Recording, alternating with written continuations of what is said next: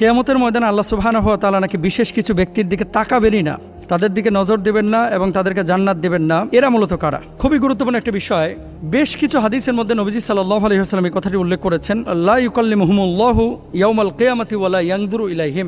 আল্লাহ তাআলা তাদের দিকে তাকাবেন না, আল্লাহ তাআলা তাদের সাথে কথা বলবেন না, তাদের সাথে দেখা করবেন না। এরকম কয় শ্রেণীর মানুষ রয়েছে? এক হাদিসের মধ্যে নবীজি বলছেন 3 শ্রেণীর। তারা কারা? আহা, কত বড় মারাত্মক কথা। ওয়ালা ইউজাক্কিহিম ওয়ালা হুম আযাবুন আলিম, এবং তাদের জন্য যন্ত্রণাদায়ক মর্মান্তিক শাস্তি। 1 নাম্বার মুসপিলু ইজারা, এই যে টাকনুর নিচে যারা কাপড় পরে, অহংকার করে যারা বড় বড় জামা কাপড় পরে এবং টাকনুর নিচে এগুলো ঝুলিয়ে মাটি হেসড়ে যারা চলে, এটাকে বলা হয় আল মুসবিলু ইজারা।